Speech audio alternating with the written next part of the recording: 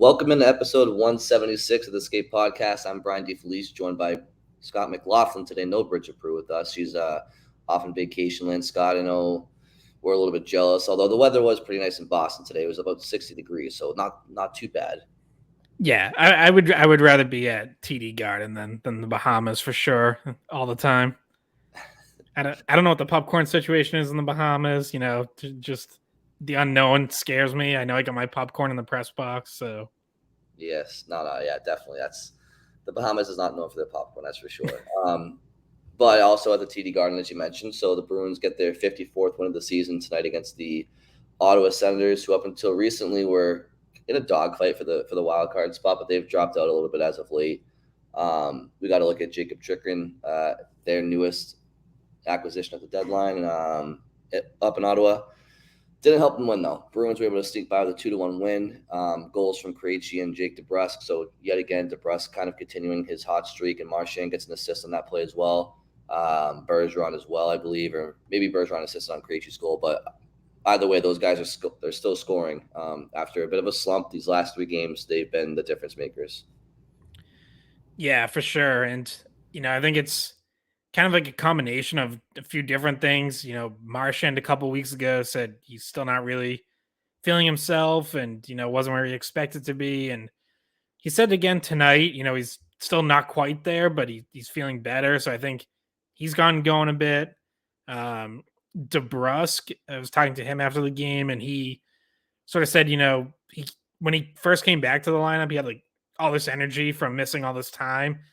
And then like as he played a few games, it kind of set in that, okay, it's not automatically 100%. Like, okay, there's still some soreness, like got to kind of manage it. And then he felt like he hit a little bit of a lull individually, and now he's going again. And so, I think it's like they've all kind of gotten going again together.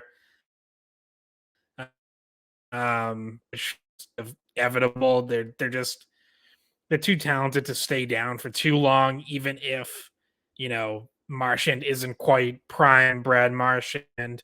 Um, Bergeron's on a little bit or whatever. Like they're gonna figure it out. They're gonna be effective. In the last podcast I mentioned how they'd given up some goals during that last stretch, which was uncharacteristic. They're clamping it down, which again is like expected that they're going to do that. They're not just going to slip defensively and struggle for more than 3 or 4 games like that. They're just too good. I think you saw DeBrusk make a great play on the back check tonight. You saw Bergeron break up some passes on the back check. All three of them part of what the penalty kill is going to look like for a while now with Derek Forbort out, and all three, played a role there. Ottawa goes over 3 in the power play. So, yeah, they've definitely gotten going. And, you want to see them finish the season strong because, obviously, I've said before, like the check line is they've kind of been the most consistent offensive line, but that top line is still going to be the one that's going to, they're going to get a ton of tough matchups. And so you want them feeling good. And I think they've started to feel better these last few games. Yeah, no, it's vital for this team. Obviously, we've seen that a top line can be shut down over the course of a playoff series. So the benefit for the Bruins this year is that they have, they really have 2 top lines, and they have about, the third line is more of a second line, and the fourth line, I guess you could say, is a fourth line. But regardless, so that them getting their groove back again, we knew it was inevitable. It was just a matter of when. And would it be with enough time to kind of get their mojo going before the playoffs? And it's not as easy as it seems because you have to rest guys and manage minutes. And if you're slumping, it's guys are less prone to be receptive to those things. But now that they've gotten some confidence going, I feel like they're okay with taking a rest here and there because they're feeling better about their games. You mentioned Derek Forbort out of the lineup. Do you want to give a quick update, Scott, on him? And I think he's out for the regular season, right? Yeah, Jim Montgomery said at Tuesday's morning skate that they don't anticipate Forbort being back before the end of the regular season, which is kind of the same language they used with Hall and Foligno. And the other injury updates from Tuesday is Taylor Hall uh, was on the ice before morning skate and then stayed on for morning skate in a red no contact jersey. He led the center ice stretch, which is, usually kind of when guys come back from an injury like that's, they get that. And Foligno was seen skating on his own. I wasn't there for morning skate Tuesday, but everyone else who was there, and then what Montgomery said after.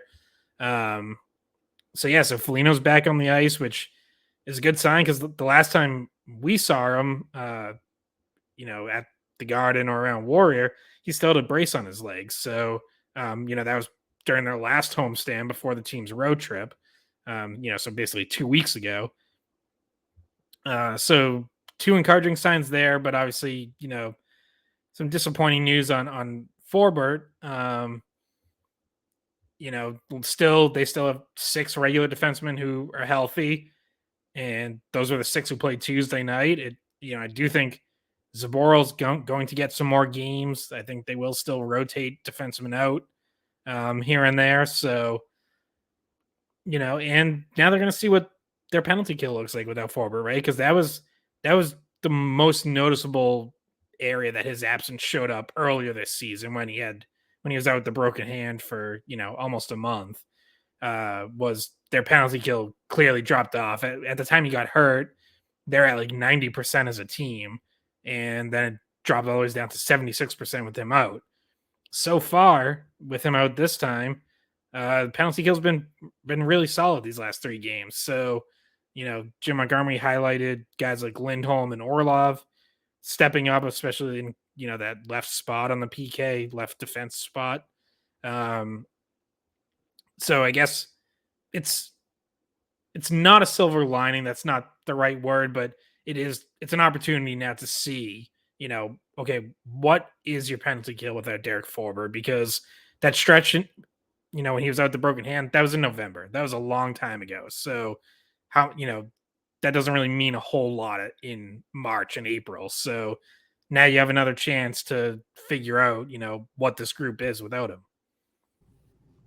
Yeah, I mean, they still won't be as good as with him in there. It'd be great if they could make up the difference a little bit. But obviously, the optimal situation is that he's back in time for the playoffs, and we don't really know if that's the case, right? Because they're being kind of vague about it. Yeah, it sounds like it'll probably be close, like maybe right on, same kind of timeline as Foligno, where it's like could be very end of the regular season, could be early in the playoffs type thing. But yeah, they are leaving it pretty vague. I mean, I think that'd be a pretty big loss for them. Quite frankly, I think he's been a. I mean, I know you've mentioned Scott in the past that his position in the top 6 defense isn't solidified, and I understand why you would say that, but I really just feel like what he brings to that penalty kill, and I guess we'll see without him right this time around, but just his size and ability to eat shots, I just feel like it's invaluable in the playoffs. Like does that mean I'm calling him a Norris caliber player? Yeah, I guess no, I'm just kidding. But he brings a very, very vital element to a cup hopeful team, right? And so I think that's a pretty tough loss. And if he is down, somebody else is going to have to sit there and try to embrace that role and eat some shots, because nobody wants to eat shots, and Derek Forbort for some reason loves to do it. So you can't discount that, right? But I guess we'll see how it plays out. Right, and the counter could be like, because I wrote about this the other day, or last week or whatever, when Forbort had kind of just got hurt and we didn't know it was going to be this long. Basically, what you were just saying about who could actually, who will actually be out and all that, and what it can look like. And I was curious to see like what can the penalty kill do without him, and I wrote it basically the way you just said, like some when Forbort's in there, that saves Lindholm, Orlov, McAvoy from having to step in front of more one-timers. And Matt Porter of the Globe, that had like pretty good response, which is doesn't necessarily mean, those guys have to step in front of more one-timers. Like it could be, maybe the penalty kill is closing on plays better with those guys. Maybe you get more clears. Maybe teams don't have the space to set up one-timers as much. Like, Forbort, as great as that is, like he's not the quickest skater. So maybe he's, at like if you were looking for potential advantages of those other guys, like maybe they just close on plays faster, win pucks back, don't give guys the space to get one timers off. So now there's going to be a long stretch here where we're going to see if that's actually how it plays out. If we get a couple of weeks from now and teams are teeing off on the power play and their penalty kill isn't really holding up, then yeah, it's going to be pretty obvious that they missed Derek Forbort there. If they lock it down and close the regular season really strong on the PK, then I think my case of their best 5-on-5 D lineup to me probably doesn't have Forbort in it. I think their 6 best 5-on-5 defenders are McAvoy, Lindholm, Orlov, Grzelcyk, Carlo, Clifton. Maybe that becomes something they might more seriously consider if the penalty kill is able to hold up down the stretch. I guess time will tell, and I don't disagree with you on that as far as 5-on-5 lineups. But analytically, you are correct. I think objectively, you would say you're correct. So, but I think there's an argument to be had about certain intangibles that don't show up in the analytics, and one being size and the ability to take those, like we talked about, just those shots that you just don't want a Matt Grzelcyk taking or a McAvoy or whatever. And I hear Matt Porter's point. That's valid. I still think shot blocking in the PK is inevitable no matter how much you close. But I hear his point, though. And to the other side of it, like we've talked about this on Sunday Skate, and Razor is strongly in favor. Like he's like, as a goalie, I want Derek Forbort out there. Period. Like I want him in the lineup. I want him on the penalty kill. So that's obviously also a very valuable perspective. Is Linus Ullmark and Jeremy Swayman would probably tell you the same thing. Mm-hmm. So, Scott, we spoke yesterday for episode 175, and we speak now just after one further game, which was the Ottawa game. So, for me, we touched on DeBrusk and Marchand and Bergeron's continuing to click, and DeBrusk's you just see his speed. He looks like he shot out of a cannon right now, and that's when he's playing his best. And Marchand, he just seems to be much more like himself and whatnot. So that's great. I guess one of the bigger takeaways for me from this game is just really watching Tyler Bertuzzi and see how he's doing.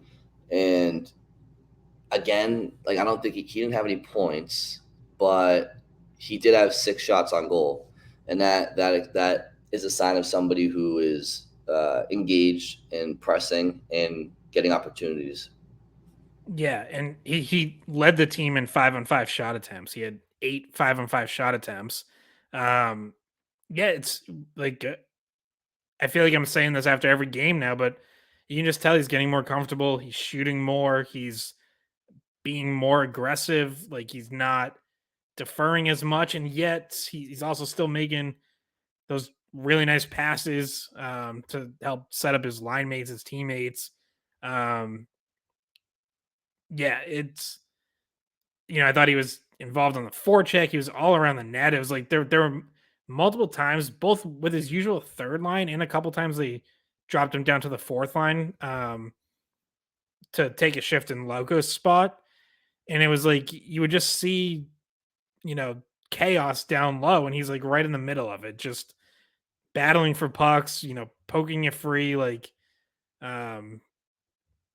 one time he had just like a clean steal, like just stripped the defender from behind as he started coming out of the corner. Yeah, like this is what you want to see. It's like just that kind of tenacious work ethic that it's funny because I don't know if you saw this or thought it at all, but I got like a couple tweets or saw a couple tweets from people, maybe his first week or two, or his first handful of games. They were like, "Is it just me, or like does Bertuzzi look kind of like almost disinterested, disengaged at times?" And I don't think I had really seen that or thought that, but it seemed to be something that some fans were seeing or wondering. And I think that if that thought had crossed your mind, I imagine these last couple of games would have to, have dispelled that. Like he looks, like you said, very engaged. He's just been very active and involved and in the middle of a lot of good things when he's been on the ice. Yeah, I think Bruins fans oftentimes feel like when a so-called agitator or pest or bruiser or joins the team, that their first game they're supposed to put somebody through the glass or start face washing. And you made comments in the past recently about how Bertuzzi is not a major body checker, I guess, per se. Which to be honest with you, I didn't watch Red Wings games all the time. I've seen enough of him to know what kind of player he is, but I actually was surprised to notice that he's not that kind of player.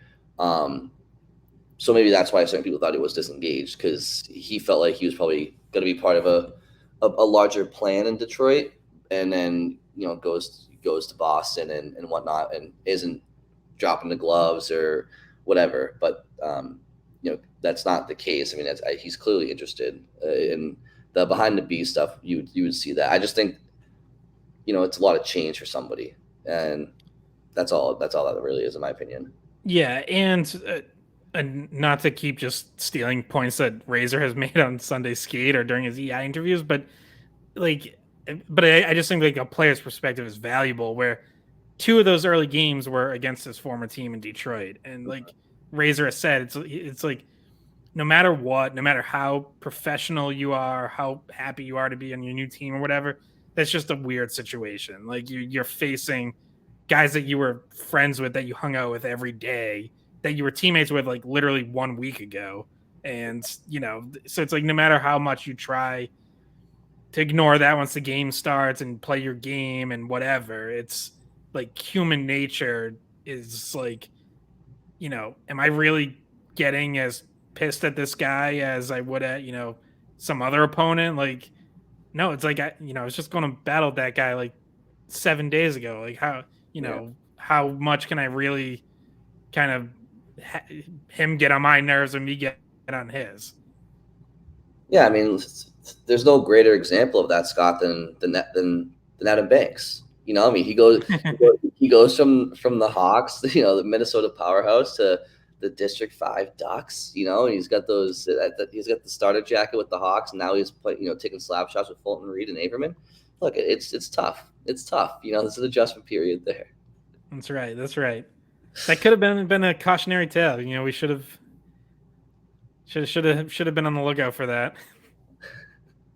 So, all right. So, any other takeaways from this game in particular that you wanted to go over before we move on to some more macro storylines? I mean, just I thought first two periods, like the Bruins weren't great. They looked a little off. Gave up a lot of shots, 37 shots through the first two periods. And then third period, they like completely turned it around, clamped down, only gave up 4 shots in the third. Um, had a lot of offensive zone time. And it's like that this game could have been trending towards another game like in Calgary where they just give up a ton of shots, and it's like, well, I guess we're just gonna have to have Linus steal one tonight. And it didn't go down that path. Like they were able to, as a team, get it on track in the third period and be like, no, we're actually going to earn this win. Like we're not just gonna put it on all on Allmark. We can be better, and they were. And they've now had a few of these really strong third periods recently during this now 4-game winning streak. That that had been part of like the slippage, right? Was whether it was Edmonton or Chicago, like they seemed to just not have it in the third, ran out of steam, whatever, took it for granted. I don't know, but um, they have that. They've been the best third period in the team in the NHL all season, so it looks like they kind of have that back now, where they're, even in a game where they weren't great the first two periods, they close it out strong. Yeah, which I guess is a nice sign that they can turn it on when they want to, but it's a cautionary tale about, you can't rely on that, and you don't want to.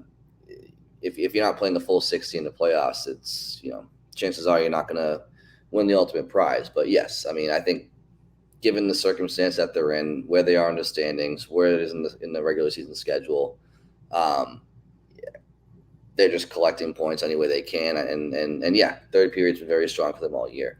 You made mention of Linus Ullmark and his performance today, in particular through the first 40 minutes of play.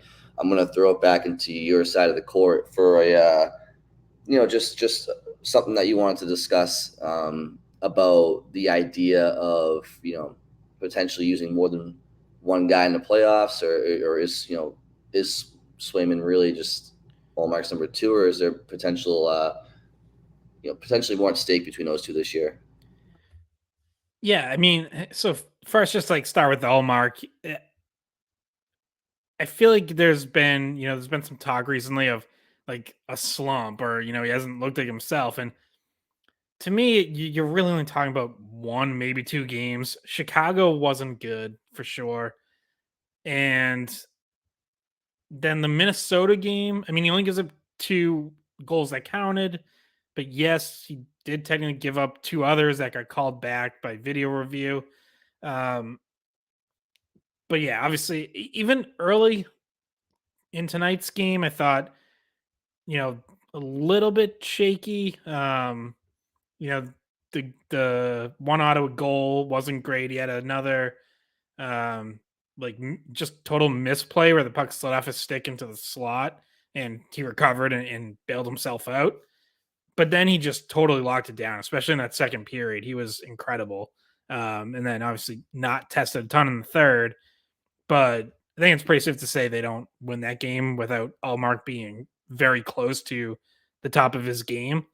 Um, so yeah, so the and Swayman, two straight shutouts, his last two starts after his own little mini slump. It's the idea of like potentially rotating them is, I brought this up like a while ago. I think I mentioned on here. I asked Razor about it on the first Sunday skate with, over a month ago. And it's like everyone's approach. Jim Montgomery has been asked about it, said he thought about it, but he doesn't anticipate doing it. And that feels like everyone's response is like, well, it could work. Maybe it's not totally crazy, but you just don't do it. Everyone settles on one goalie for the playoffs. And all along I've been like, yeah, that's true. Like, I don't expect it to happen. But as I keep watching them, I'm just like, why not though? Like, I get that no one does it, but like they have historically great goaltending this season, and the overwhelming majority of it has come just by rotating Allmark and Swayman. And they've both been Allmark has been great all year, and Swayman has been great basically since December. Um, if they were two, league average or slightly above average goalies, I'd say like no, ride whoever's hotter at the time. Um, but because they've just been both been so good, I just kind of keep coming back and like thinking to myself, like, this has worked all year. Is it really that crazy to consider keeping it going in the playoffs? Um, I also think it would like eliminate some headaches around, you know, when would you like say you settle on Allmark as your starter for the playoffs? What would it take to go to Swayman at some point? Usually that's a pretty long leash. We saw Tuukka Rask get a very long leash even when he was playing with a torn hip labrum. Um, So usually your starter gets a pretty long leash, and it's like, well, if you have a goalie as good as Swayman, does that shorten the leash? Does that, create complications? Like, okay, what if you win a game and Allmark's okay, not great? Like, would that change it, or does it have to be a legitimately bad game? I kind of feel like if you just have like a pure rotation, you just tell the guys, hey, we're just going to continue what's been working all season. That eliminates a lot of it, and you can basically just ride that until, like, if one of them falters in a rotation, then fine, then you go with the hotter hand. But I don't know. I don't think it's that crazy. And also, I will say, I just saw uh your college, Merrimack. They've been doing this like the entire second half of the year, including at hockey semifinals and championship this weekend. So it's happening at other levels, and I do truly believe at some it's happened a couple times in the NHL, but I do think at some point, like, it's going to become something we see more often.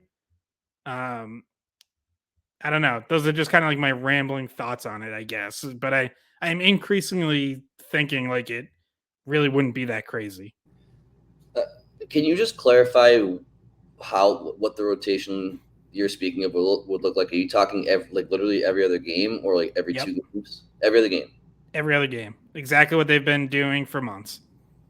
Yeah, I mean, I don't personally like. I don't love that just because I feel like there's a momentum factor in the playoffs that you guys, or not you guys, but like people would be discounting. Like I feel like so Allmark goes out there and stands on his head for a game, or Swayman stands on his head for a game and makes 45 saves, and you're just gonna reward him by sticking him on the pine just to have a rotation. And then also I feel like you get to a position where it's like, okay, you go to a game seven, it's like it's I think it's a slippery slope. I think it creates a lot of unnecessary difficult decisions going into a game, into a series. I feel like if a guy is ailing or needs a rest, or has had a couple of bad games, and you want to change momentum in a series because you only have so much time, I'm all for it.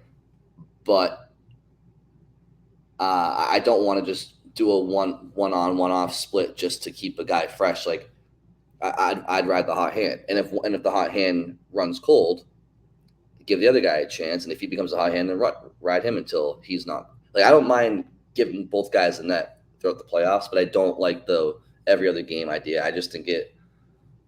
I don't know, and I think it's difficult for the team, right? Like your defenseman, like you have communication with your goaltender behind the net all the time, and it's different for each goalie. Obviously the Bruins are comfortable with both guys. I'm just saying I just think it's a little unnecessary. I think you can have, because of their tandem. I feel like you can keep them fresh, but not necessarily having to do it with every other game. I, I'm not saying it couldn't work, but I'm not the biggest fan of that. Yeah, I guess my thing is like, because what they're doing now in the regular season is working at historically great levels. Like, I wrote last week about how their numbers compared to the rest of the league are, you have to go back to the 80s to find a team whose goaltending was this much better than second place in the league or the league average. Um, because it's working at a historically great level, that's why I would keep it going. Like, because I would sit them down and say, guys, you're both playing great. What we've been doing, rotating you, has given us incredible goaltending all year, and that's the plan for the playoffs. We're just gonna keep going like we have in the regular season, and I actually think that makes decisions between games easier. Like, again, now if you get to a point where you know Allmark's great in game one, Swayman's okay in game two, Allmark's great in game three, Swayman's okay in game four, like, okay, then I'm fine riding Allmark the rest of the series. Like, I'm not saying like I'm strictly sticking to it no matter what. If one guy clearly gets hotter than the other, then I'm fine riding him. And if that happens between now and game one, then that could change my mind. Um, but if they're both playing at this level that they've been at for months now, I I think like for coaches, I understand like the decision's always going to be tough. But I think like that plan could actually be easier on the goalies themselves and on the players where, again, they don't have to deal with that. Like, yeah, okay, like if I'm only okay, does that mean I'm getting benched? You know, if I have 2 tough games, am I out or does it have to be 3? Like I think those decisions can actually be tougher of knowing like exactly how like what is the point where you make a switch? How much slippage does there have to be before you go to Swayman? You know, like how do you measure like Allmark's energy levels if he's wearing down at all? Like that, I think that stuff is might be even tougher to figure out. Yeah, I mean, personally, I feel like it's very simple. It's you go down 2-0 in a series, you give the other guy a look, and that's when I make a switch. If that case happens, if that scenario happens, I mean, I'm not going to totally discount the ideology of what you're discussing, and like if they do that and it works, great. But like I just to say that it makes their decision making easier, I would say like you kind of bailed out on that because you were like, but also if they wanted to keep a guy and not stick to it completely, I wouldn't hate that. So you kind of bail on your end because you can't advocate for the one-on-one off and then be like, but I wouldn't stick to it. So if you're gonna make the argument, I would say like if they're in an elimination game in game 6 and goalie A makes 35-40 saves, keeps the Bruins alive, you're going to go to the other guy in game 7 just because it's a rotation. So If he's been really good, yes. Like if I don't so like, I don't like in that. this scenario, say Allmark gets game 1 and you alternate from there, and they've both had really good series, and Swayman just won in game 6 and was really good. If Allmark's been good, then I'm still going back to him in game 7. Like, yeah, that's how it would work for me. Well, you stick to your guns. I appreciate that. I respect it. Um, I'm all for getting both guys action in the playoffs, but I would agree to disagree. I'm not a huge fan of the one-on, one-off scenario. I don't know. I believe in momentum. I believe in guys getting confidence and riding it game to game. And if a guy flounders for a couple of games, like I said, if the Bruins were to go down 2-0 in a series, no matter who was in net for those 2 games, they go to the other guy.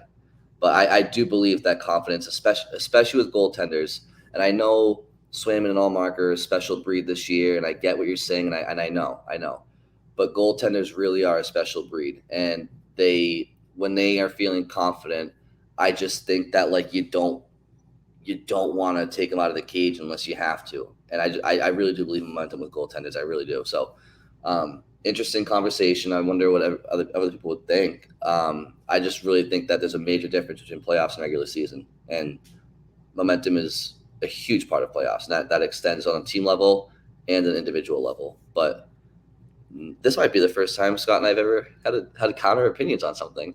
And yeah, and I understand like I'm in the very small minority on this because I don't think a lot of people agree with this side. And like I said, I would not be considering it if they weren't achieving historic success with the rotation. It's like that's ultimately what it comes back to for me is like something is working so well that I look at it and I'm like, I don't know. I think I just want to continue doing that. It's like I would say that about anything. If they had tried, like, say for some reason they had split up Bergeron and Marchand at some point this season, and we're like, yeah, but we're gonna put them back together when it matters. Well, let's say they split them up and their new lines are just cruising along at like a you know producing at a high level. My take would be like, I don't know, just keep doing what's working. Like that's Are you still going? Like, no, okay. I mean, like, I feel like, look, here's the thing. Here's the thing. I know this sounds obvious, and I'm not trying to like be condescending, but like the regular season, you play Philadelphia on a Tuesday, then you play Vegas on a Thursday, then you play the Islanders on a Tuesday. Like you're playing, yeah, it's easier for that to work when you're playing every single team throughout 82 games, and everybody has different travel schedules, and you're catching certain teams on back-to-backs and other teams after 4 days off, and it's just different.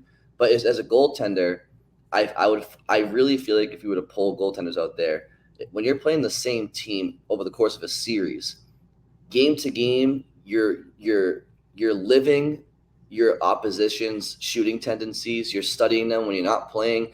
I just feel like there's like the element of playing the same team multiple times in a series. Like it's not the regular season, and it's like I said, it's one thing to do Swayman against the Islanders and then Allmark versus the Ducks. But if you have, whatever, if you're playing Panarin and the Rangers for 7 games, I feel like if you have a goalie who's playing well and he's learning about his opposition every game and their tendencies and whatnot, to stick him on the bench every other game, I just feel like might halt that process. And if they do this, Scott, and you're right, I'll get Scott was right tattooed across my ass. But if you're wrong, then we'll have to call back to episode 176. But it is a good discussion. I understand what you're saying. I'm not discounting in all that. It's just not my cup of tea.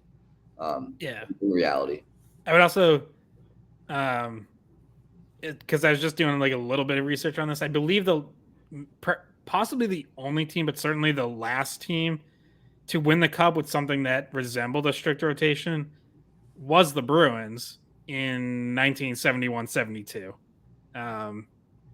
Jerry Cheevers and Eddie Johnston, they basically just rotated them game by game throughout that entire postseason.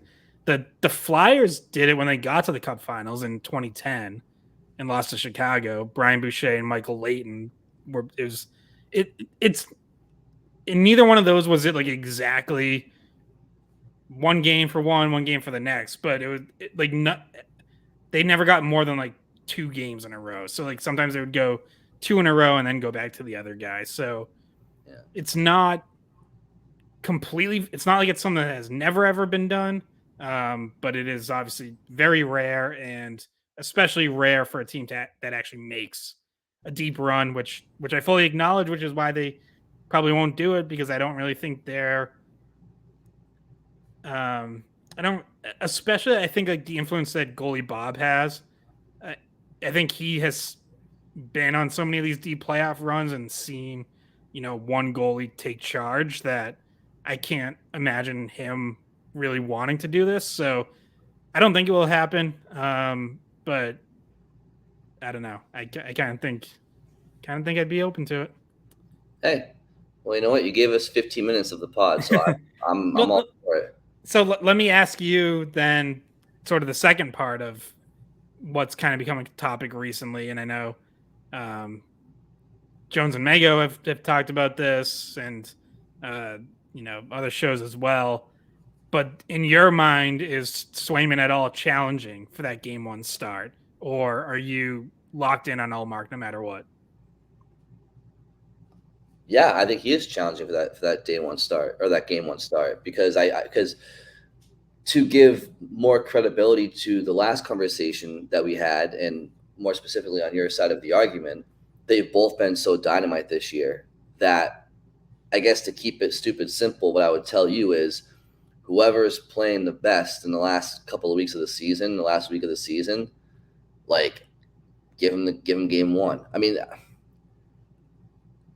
I guess I don't know. It's tough. Like, because at the end of the season, guys could be sitting, but like, I'll put it this way: if Allmark's last couple of starts are not better than Swayman's, yeah, I'd go with Swayman game 1, because I'm not afraid to play both guys in the playoffs. I think both guys are going to play in the playoffs. I just wasn't a fan, and I'm not a fan of the one-on-one off scenario. But yeah, get whoever has the best hand going into the playoffs, and I would say throughout the playoffs too. So it would be even more unprecedented than my idea. Would be a goalie winning the Vezina Trophy and the goaltending Triple Crown and not being his team starter for the playoffs. What have you done for me lately? It's a regular season award. Yeah. But okay, but like I hear what you're saying, but Swayman's been phenomenal. Right. That's the thing, is like it like with all this stuff, like it just speaks to how good their guys have been. Like that's not if Swayman starts game one, it's a credit to Swayman. It's not like a knock on Allmark. I don't think, unless he like just really sucks the last 2 weeks or something like that, which Yeah. I don't foresee. But No, I yeah, mean, it's like the same thing when we're talking about who sits at forward or defense when they're fully healthy. It's like, well, all of these guys are like earning playing time when they're in the lineup. Like for the most part, everyone who gets in is playing well. So it's not, I don't think guys are going to be losing jobs. It's just there's only so many of them. So guys who deserve to play are going to sit in the playoffs. It's just going to be inevitable with how good and how deep this team is. yeah. And by the way, Scott, I don't appreciate you sandbagging me like that, setting me up for failure. No, I mean, look, I mean, I will say, like, I think, yeah, I mean, Olmark would have to let in like 5 goals in like 4 or 5 consecutive games for me to even consider not giving him that game one. But in that hypothetical scenario, it's like, hardware, regular season hardware, if a guy's not playing up to snuff heading into the playoffs, like, I mean, thanks for the Vesna, but like now the real season begins. So whoever gives you the best chance to win game one. And because, yeah, anyway. So, one other thing I want to talk about from the game, Scott, it just somebody wants to bring up in general, is Charlie Coyle. Maybe you can give me some thoughts on him this year because he he's got 40 points right now, and he's on pace to have his second most productive season in the NHL points wise. I think he had 56 points 1 year in Minnesota, but he's been tasked with a much more defensive responsibility this year for the Bruins. A lot of D zone draws, a lot of time in a penalty kill. And so for him to absorb that new role, that new identity, while still finding a way to put up, 40 to 45, 46 points at year's end, maybe more. If you just had some thoughts on the former Boston University Terrier, Charlie Coyle.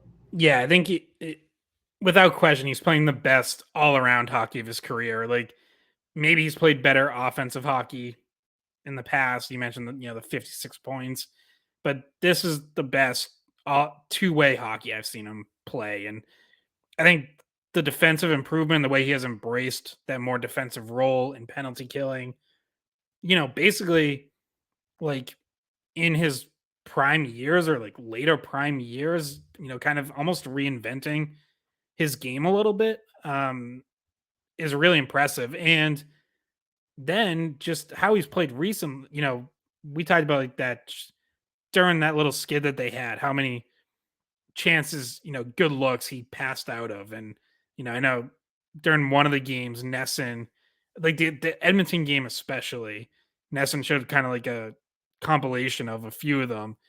And it's like, oh man, like, come on, Charlie, like you have to shoot. And now the last week plus, like he has been, he's clearly either he realized it himself, which may very well have been the case, or there's just like a meeting with the coaches where it's like, look, you get this, like we need you to shoot. Like I understand you want to pass, you want to, find the easy tap in, but shoot. Um, and now he is, and just the way you can tell like when he's playing confident because two things stand out. One is how easy it looks for him to protect the puck in the offensive zone, which he's usually really good at no matter what. But then, like, when he's really rolling and like feeling his game, you can tell he almost looks like he's toying with guys. And that's how he's looked recently. And then the other is he attacks with speed off the rush, which sometimes can come and go. Like, sometimes they'll maybe slow the play down a little too much, but I feel like you've been seeing more of that as well. And that whole line really, attacking better off the rush. So yeah, he's playing extremely well. And like this is, I feel like every year when we get to the playoffs, sometimes like we'll do series X factors. And it's like Charlie Cole is always one of them because we know how important the third line is. We've had this discussion before. Like when the Bruins have had really good third lines, they go on deep playoff runs. When they don't have a third line, they lose in the first or second round. It's not quite that simple, but that's a big part of the equation. When he's playing like this, you have a really good third line. So that's crucial, and he's been playing like this the vast majority of the season. Yeah, and you don't have to look any further than the 2019 playoff run to see exactly what he can mean for the Bruins in the playoffs. I mean, um, they lost game one to the Maple Leafs that year at home, and then Coyle scored the first goal in game two, and the Bruins kind of came out like game busters and got the Bruins on the board. And obviously they take care of business that game, and we know what he did against Columbus. He had a great game one against Columbus, 2 goals, including the game winner in overtime, and he had many strong games in that playoff run. He had a really strong finals too. So yeah, he's a very important guy for them going forward, and it's good to see him just really evolving and, as you mentioned, reshaping his game, taking pride in what the Bruins have asked him to do, because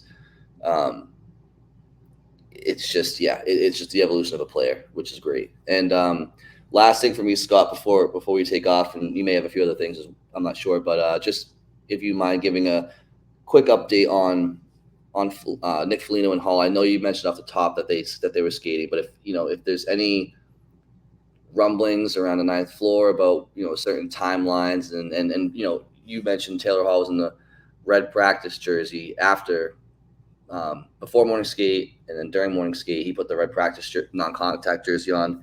And in the past this year, when guys do that, you've obviously kind of had this little Scott McLaughlin timetable where it's like, once they have the red non-contact jersey in practice, it's like a week before they have the contact jersey, and it's like on a week. I don't know if you still think that applies to this scenario. Yeah, I mean, it can differ by guy. I think the next things to watch with Hall is they have a full team practice on Wednesday. Is he out for that in the no contact jersey? Because morning skates one thing, like, they don't really go very hard at morning skates. They're not very, very long. So, like, even like if you go back to the beginning of the season, Brad Marchand was taking part in some morning skates before he was ready to practice with the team, just because that they're lighter and he could do it. So now let's see if Taylor Hall practices with the team, an actual practice, which they have on Wednesday. That will be interesting. And then the next step after that is get out of the no contact jersey. And then the final step, as we've seen this year, of like when a guy's going to play in a game, is they're doing regular drills with a line. Like they have a clear spot in the lineup. So, whenever you see Taylor Hall in a no contact jersey taking drills with Charlie Coyle, and whether it's Trent Frederick or Tyler Bertuzzi, that means he's about to play in a game. So, I think with him already on the ice now for a morning skate, like, I would be shocked if he's not back before the end of the regular season.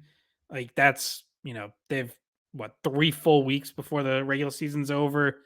It doesn't seem like it would be that long of a buildup from where he is now. Foligno, Emily Kaplan of ESPN, we're going back a couple of weeks, a week and a half, 2 weeks now. But her report was that it was looking like 6 weeks out from the injury, which put it right at end of the regular season, start of the playoffs. So I haven't seen or heard anything that would, change that timeline. So I guess I would say I'm still expecting that.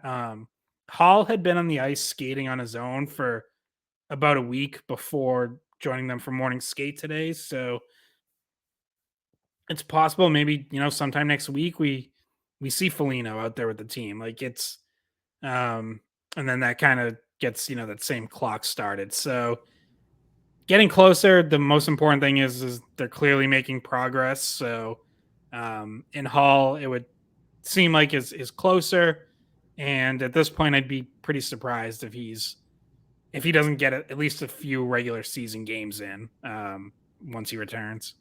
So what does that mean for the salary cap for the Bruins? Like, what's the difference between both guys coming back in the regular season versus like maybe Foligno comes back in the postseason? Like, what's the cap flexibility Swingers have to do to get these guys both back, or is after the deadline it's just kind of like It's what it is. Well, I think someone is going to have to be out until the playoff starts, but that now includes Forbort in that conversation as well. So I think someone has to be on long-term IR until the playoffs.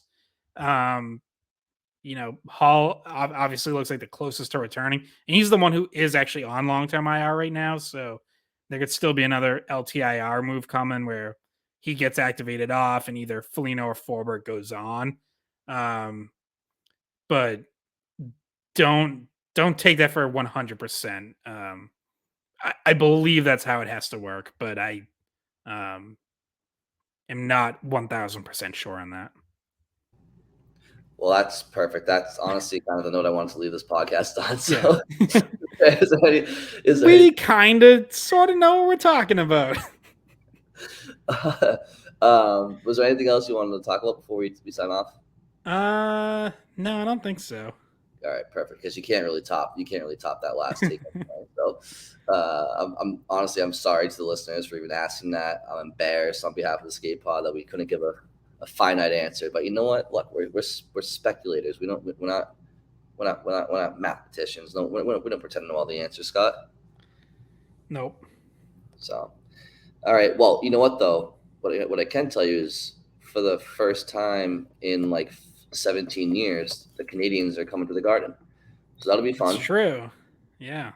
Next game is Montreal versus Boston on Thursday, and we will talk after that game as well. So that will be episode 177. So Scott, if you have nothing else, thank you all for listening, and we will talk to you later this week.